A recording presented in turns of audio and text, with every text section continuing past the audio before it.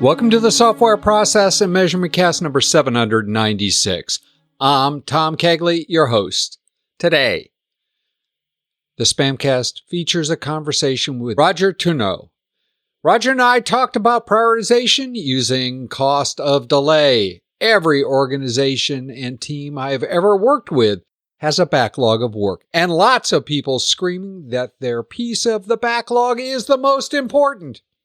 The cost of delay is an important tool to filter out the noise, and it can be as nuanced as you need it to be.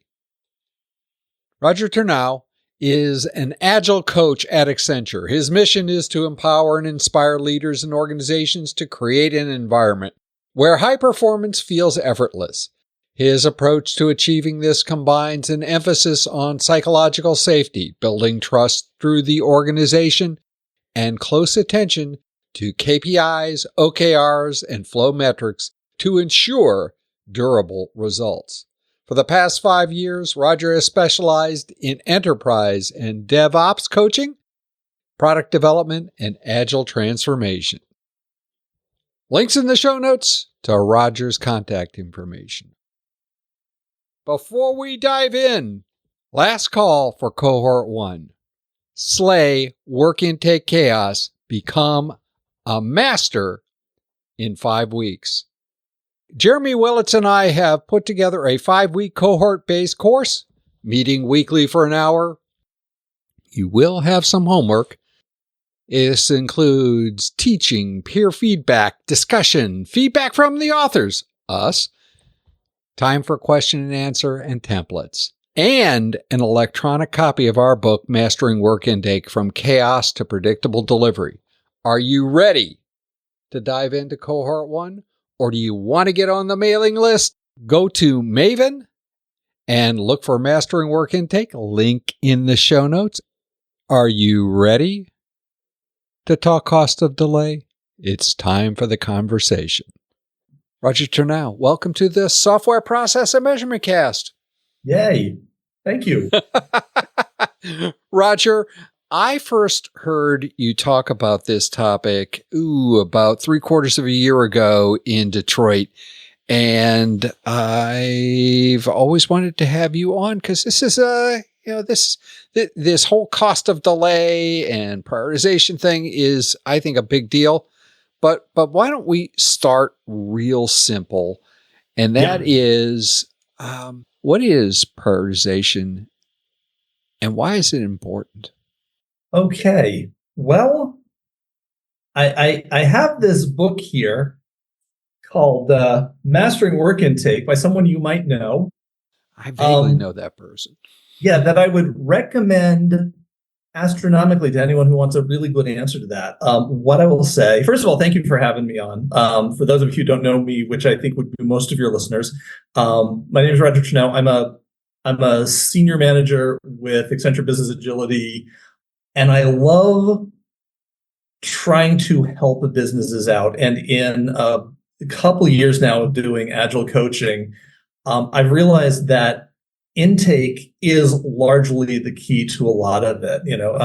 My horror story around this one was a company that was attempting to do Agile delivery. They were a large insurance company. I was working with them. And by the way, this is getting to your answer. I'm just taking the long way.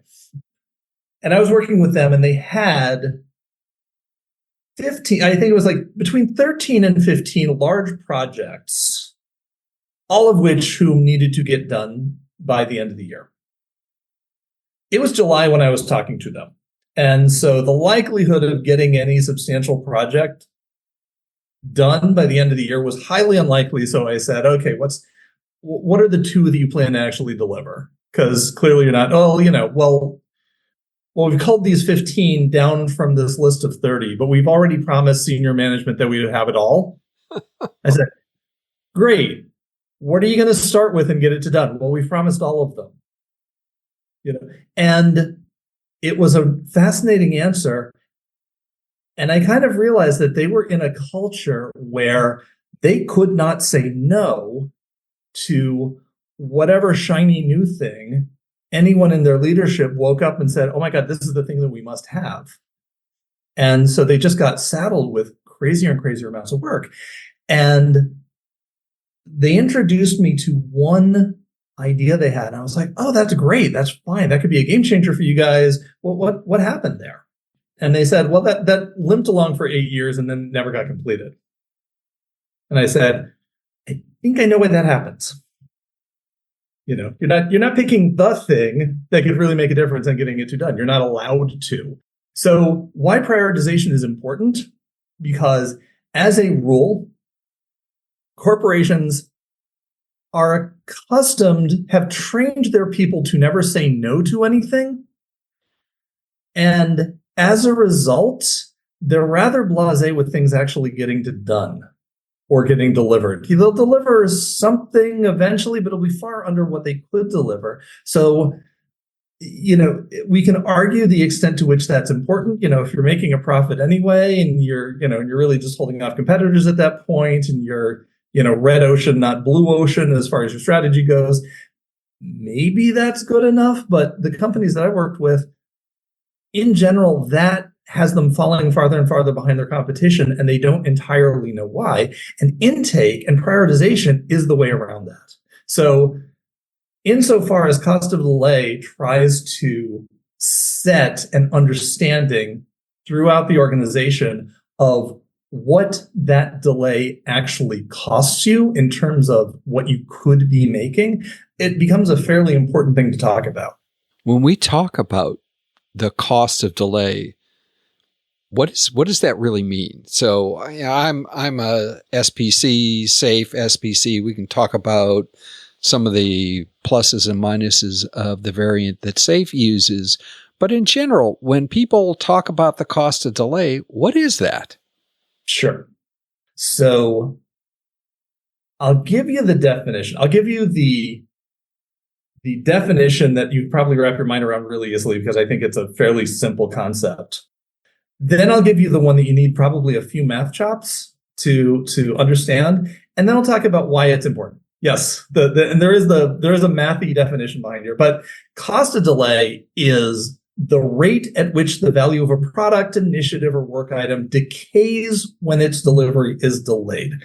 And when Don Reinertsen started to write about this in 1983, he caused a bit of a splash when he said, for the most part, and he was mostly dealing with hardware technology products, he said, if you are delayed by about 6 months, you can expect your total lifetime profits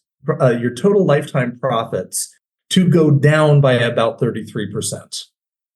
Now, everyone kind of took that as the number. That's exactly the amount that things are going to go down. And he kind of said, no. There are variations to that, but his assertion was, you're costing yourself a third of what the product would otherwise be worth if you're delaying it. With the idea being, if you can find a faster way to get that product out there and start recouping your money back, that's money you don't need to give up. So it's the rate at which a chunk of value, the value that it is expected to bring back, decays.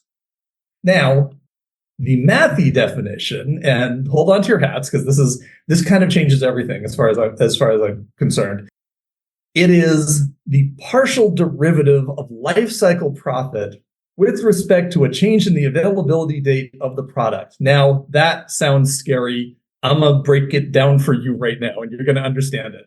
So what that means is you've got a graph. You've got a product that becomes more valuable for a time as it gets out into the market and it attracts buyers and people start hearing more about it. And let's say word of mouth, it's going gangbusters. And then for a while, it's kind of a mature product, and then it kind of dies off as fewer and fewer people buy it. It stabilizes and then it decays. That's a normal life cycle value curve.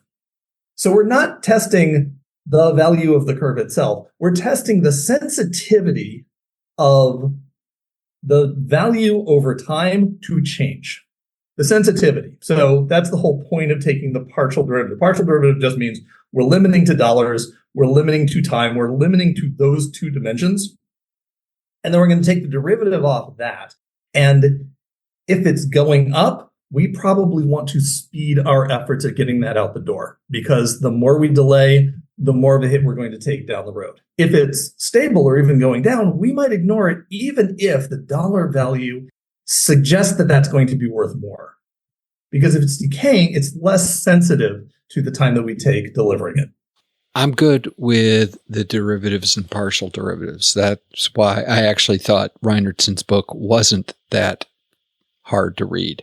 I remember that was I think learning to understand derivatives, which allowed me to read the footnotes in my economics textbooks, was probably about the third best day of my life. I would suggest that, that's a tough sell in an organization. Now maybe if you were doing big products, you could have that kind of a conversation in the middle of, a product management department. Sure. If you're an organization that's doing a lot of, off the shelf stuff and lots of little enhancements, that sounds like it's really heavy, and that would scare me a lot. And I probably would not start there with an organization, because it is scary. It ends up being a lot easier to work with, because what it ends up looking, in Reinertson's work, the important thing to know is the book of my fascination with this subject, let me just take it back a moment, was when I was working on SAFe transformations and I was teaching SAFe classes. SAFe always did this thing of quoting Reinertson saying, if you only quantify one thing, quantify the cost of delay.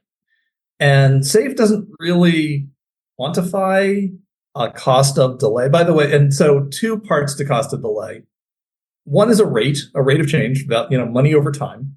So we're expecting that a delay will cost us $1 million over the next month. That would be how you express the cost of delay. And then when you finally deliver the product, you can look back and say, okay, well, we think that our delay costs were 2 million, 10 million, something like that.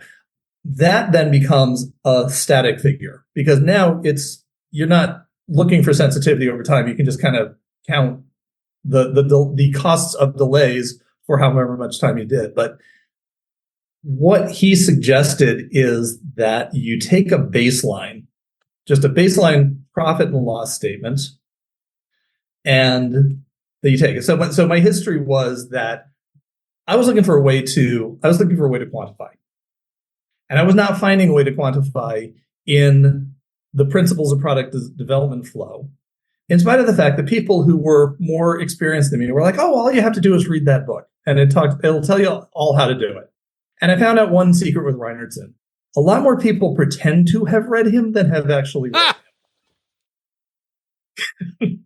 So, I dutifully marched all the way through the book, and I realized what he's talking about with regard to cost of delay is not the cost of delay itself, is not how to calculate it. He talks about sequencing, and that's the material that one way or another ended up in SAFe, and that is a really, really helpful conversation to have, but nobody ever quantifies it. And the way that they do is to kind of use proxies in SAFe, which has its advantages of simplicity. The flip side of that is, I believe that senior leaders are not motivated by a Fibonacci sequence. I know for a fact that they are motivated by dollars. Yeah, I'm sorry. Yeah, using it's a nice tool, but no, I don't think anybody gets up in the morning and goes, I need to be a 3. I spent a couple of years trying to track down, okay, exactly where does this get talked about? And I finally ended up with Talk of Reinertson's on YouTube, and he mentioned that the first place he really broke it down was in his first book, a book that he wrote with Preston G. Smith called Developing Products in Half the Time.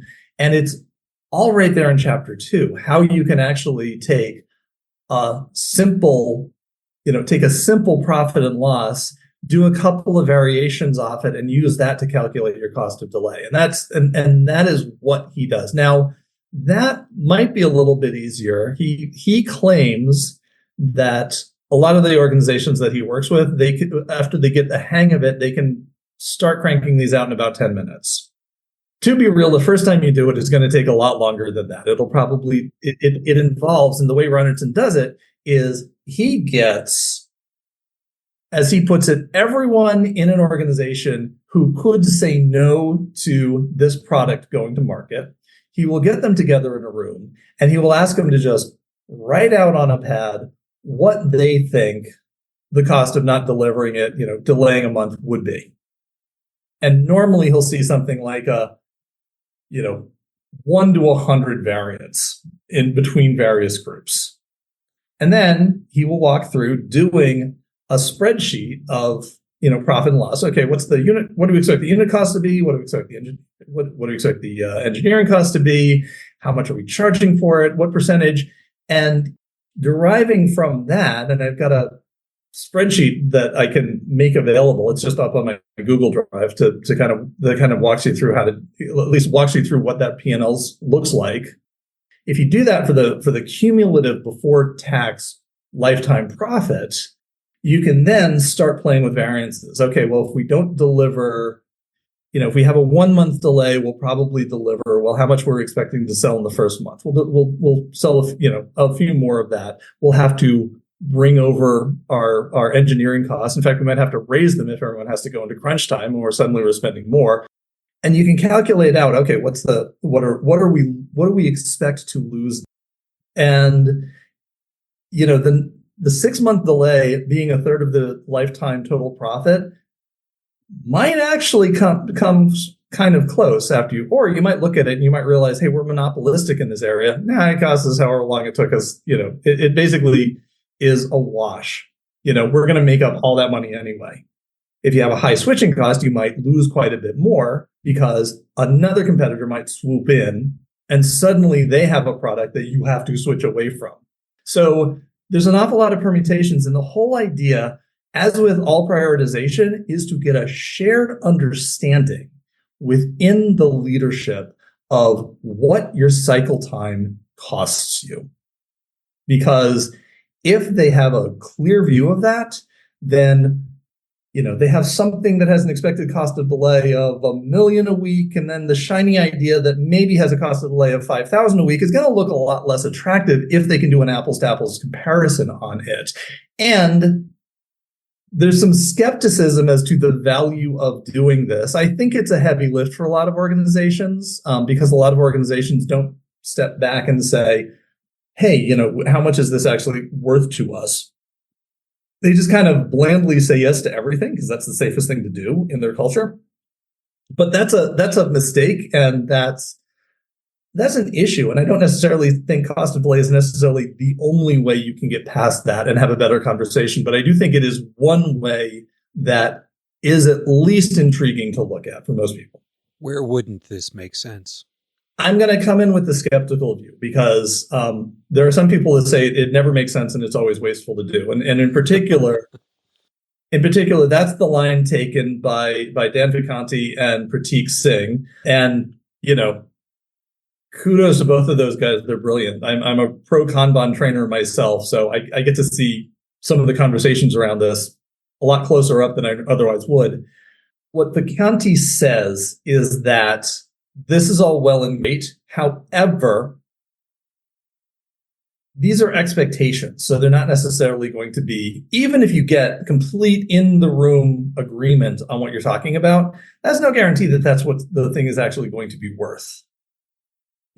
And so what you'd rather do is get really good at minimizing your work item aging and you're in the age of your WIP. Get very good at controlling the size of your WIP. Get really good at getting to done and just put out experiment after experiment after experiment after experiment. And the skeptical view from that lens says get really good at delivery, and the prioritization side of the house takes care of itself. I have yet to see that. Yeah, I to be honest with you, I understand that approach. I guess I'm a hybridist, but regardless, I have never seen CEO, boards of directors ever go down the path of just saying, we're just run as many experiments as we can, find the one that works and go. They tend to pick larger bets than that. Yeah, absolutely so. And in some cases, they pick larger bets that displace all of the work that's currently going on, including maybe the bread and butter work that is going on, the kind of horizon one that you normally have. That's also largely an issue. And that's an issue, I think, with really discipline around intake. I agree to that. Oh, and if you didn't want to use the word intake, I think you could easily go back to Deming's principles and just say, we have a problem at times with constancy of purpose. And of course, the other great Deming quote that I think I would definitely apply to the organization that had the 30 things they promised by the end of the year that they were never going to deliver. Where fear is present, the numbers are wrong.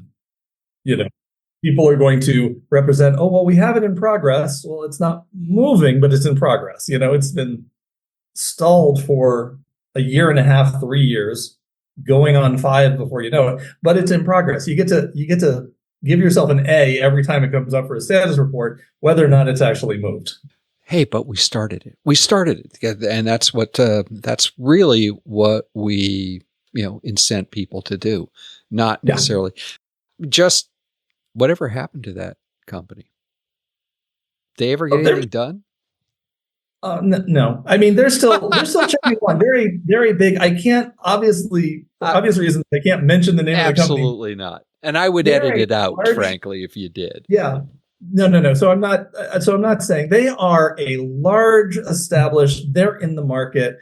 I will say that they are getting their lunch eaten by their competition, and the other place they're getting their lunch eaten is in the court of, I won't say even public opinion.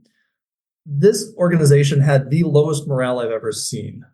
They have a couple of very public forums out there where current and soon-to-be former employees say things that I have never seen said about any organization I was actually working with, regardless how toxic the organization. So they're, I would say, struggling. They're losing market share. They are suffering from the result of their own lack of discipline. But that's their issue to figure out. And I think it might be a thing where they need to fail a little bit more and a little bit more flagrantly before they get a clue, if they ever get a clue. Everybody who is Sears in the 60s can end up being Sears now. There's a straight line from the one to the other. And unfortunately, when they do figure it out, it may be too late. And that's sad for everybody involved. When you go down the path of using things like cost and delay, one of the things that, and I've used cost and delay for a while, I'm going to go down a better path, I think, now. But one of the things that troubled me with the whole cost of delay, especially the way SAFe does it, is that the pieces that we're trying to come up with the cost of delay for are generally really large. And there's a lot of times a lot of non-value added work that gets embedded in there. I think I actually heard Al Shalloway make that critique in terms of cost of delay. How do you get something that's granular enough that it's valuable and it's all valuable, or at least a better part of it is, and it isn't just taking stuff in for a ride with it? That's a great question. And I'd almost like to dig more as to what you've seen a little bit before I come in with an answer. So this is a great time to talk about what SAFe does, but say more about that they're too chunky or right. So whether it's a feature or an epic or whatever chunk of work that you're taking into your discussion of weighted shortest job first or cost of delay, any of those things. It may not, all of that may not have value. Some of it may be the parts that the customer wants.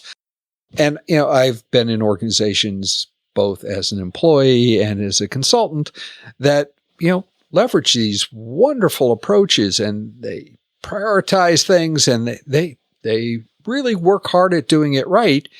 But in reality, the pieces that come in are not only the thing that the customer wants, but anything that gravitational well pulls to it that is in the same neighborhood, whether it's, hey, we'll throw into that feature some of this other stuff that's been sitting around for 5 years on our backlog, which would not be a good thing to have on your backlog. But, they just glom it together, call it a feature. And when they break it down, it's like, ooh, all of this stuff wasn't the right stuff, but some of it was.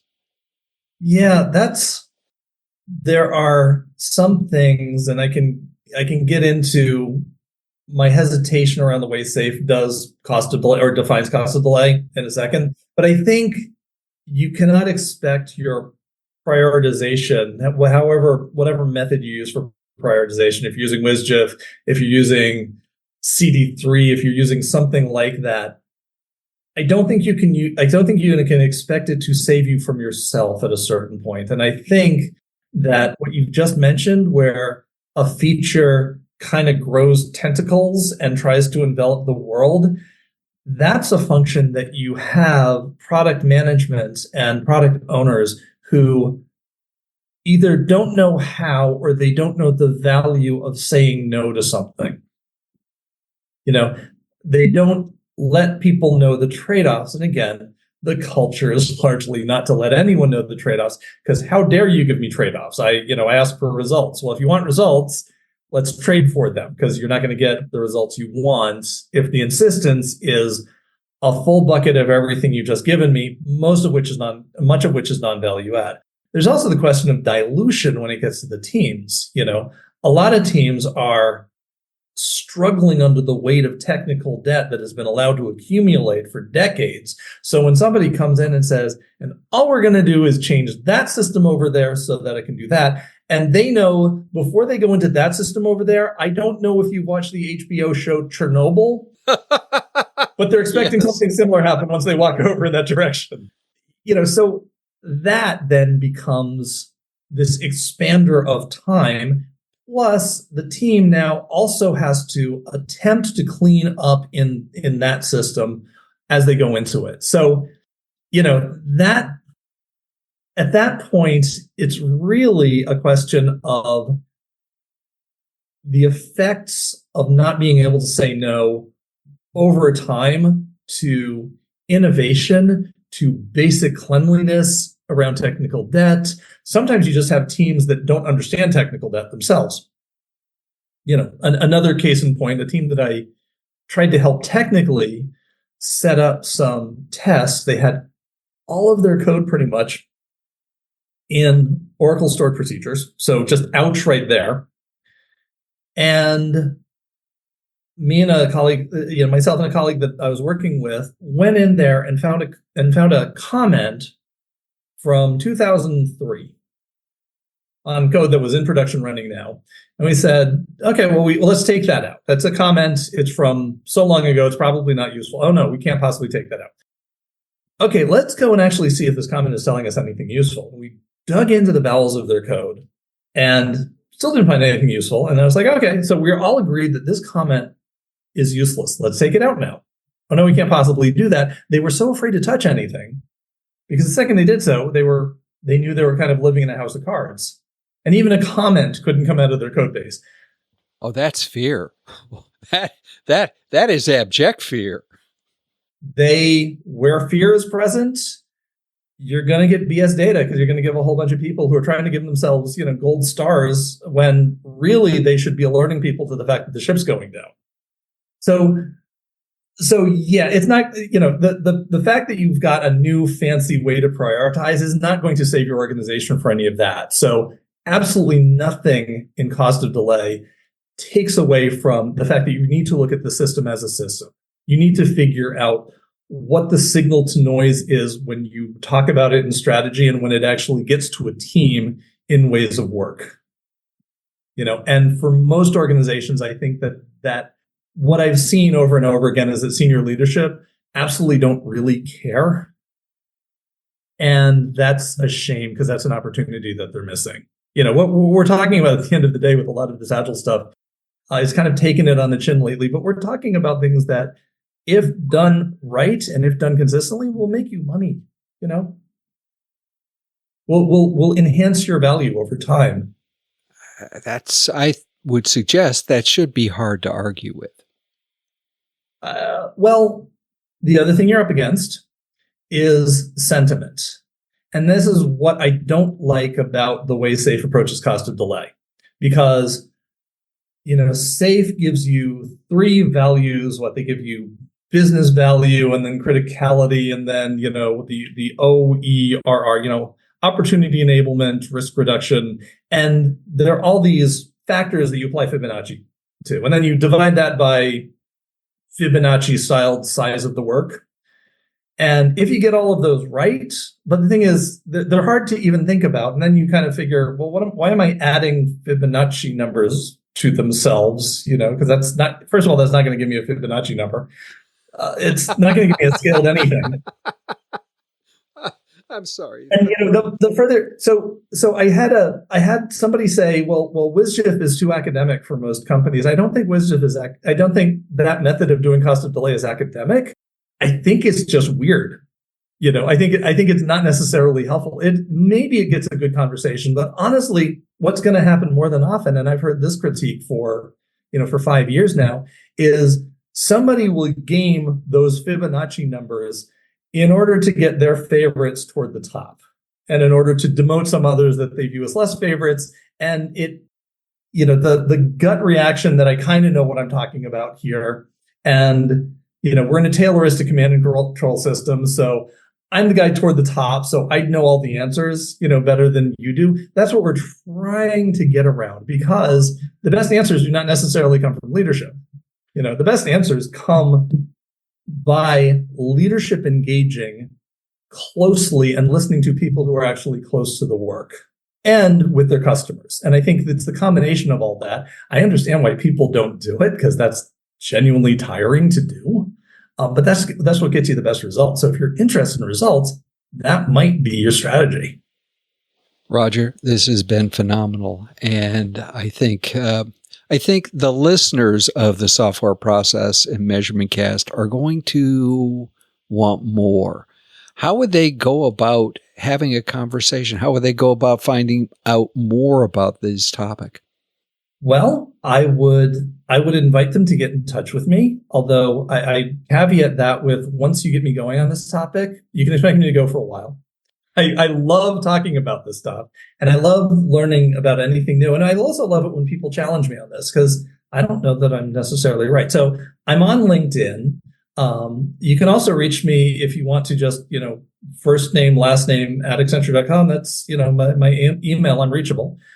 I'm happy to, I teach flow metrics. The other thing that I'm going to do is give you a couple of links that I found really helpful in thinking about cost of delay, one of which is a lecture by Reinertsen that is actually available on ProKanban's website. It's on YouTube, but ProKanban links to it. The other is book recommendations, so that if you're like, I kind of want to know what Reinertsen was talking about here, I can give those as well. And I do have a Vimeo of me talking about it many, many years ago when I don't know what I know about it now. So I'm going to kind of say, let's deprecate that one. I'm not going to list that one. But if you do want to ask me any questions about it, please feel free to reach out. I'd love to hear from you and your listeners. Absolutely. So we'll put all that in the show notes so that people can find it and interact with you. Roger, if you woke up tomorrow morning and somebody handed you a cup of your caffeinated beverage of choice and a magic wand with 2 wishes that you could change any 2 things impacting prioritization, what would those 2 things be and why? I think the 2 wishes, that's actually almost making it too easy. 1 wish would be difficult. I can do 2. First thing I would do is I would wave that magic wand, and I'm not entirely sure what scaling I would use here, but in an organization of X number of people, so business unit within a business, if it had certain amount, maybe 5,000 people, I would say I would wave my magic wand to influence the leaders of that organization to keep their top level initiatives to maybe 3 things and no more than 3. And I would have them be really clear. This is the number 1. We are going to take X amount of time to get number 1 to as good as done needs to be. And then number 2, and keep going with that. Had some discipline about not jumping tracks, about not thrashing their own people by basically doing, in Vicanti's words from Actionable Agile, a denial of service attack on their own people's ability to get work done, which is the norm out there. So the second one is going to take a lot less to say, but I think it would be to restore a sense of humanity to our work so that people really are treated with respect, so that people really are treated as not economic cogs in a machine who are spinning as fast as they can to provide value, but are treated as people with needs, with families who we're trying to find a way to contribute. And along those lines, I've been reading a lot of Phil Jackson's works lately. Sacred Hoops is as a basketball coach, I think he did the best he could to embody that spirit and showed that that could create a winning team. A lot of things that seemed very touchy-feely, seemed very woo, seemed very, in the time he was doing it, seemed very anti-competitive. And he showed that it actually creates a competitive advantage.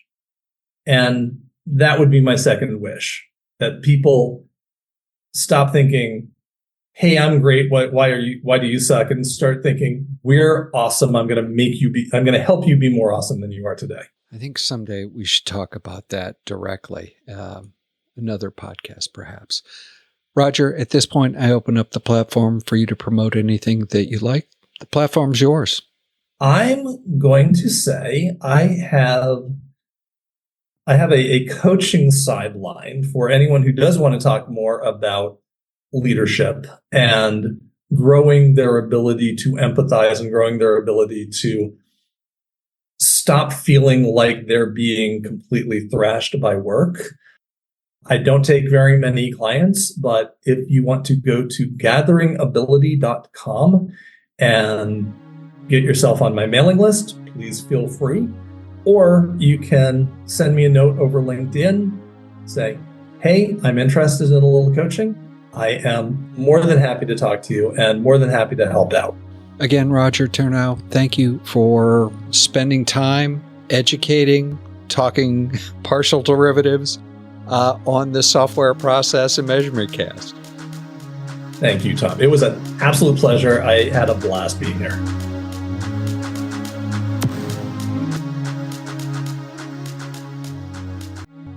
In Reread Saturday News, this week we tackle 2 chapters of Actionable Agile Metrics Volume 2, Advanced Topics and Predictability. Chapter 11, Different Sampling Methods. This chapter points out that random sampling techniques are just the tip of the iceberg in approaches. Chapter 12, What Percentile Do I Choose? Discusses whether you always need to quote the 85th percentile range. The short answer is no, but like most things, there's more to it than that. Link in the show notes to this week's installment of Reread Saturday, or just go to tomcagley.com and look at the blog section, and you'll find it there. In the software process and measurement cast number 797, we ponder the question, should the process save us from ourselves in every circumstance? We'll also have a visit from Jeremy Berrio, who brings his evolutionary Agilist column to the podcast. If process improvement is a never-ending journey, why do so many people ask, are we there yet?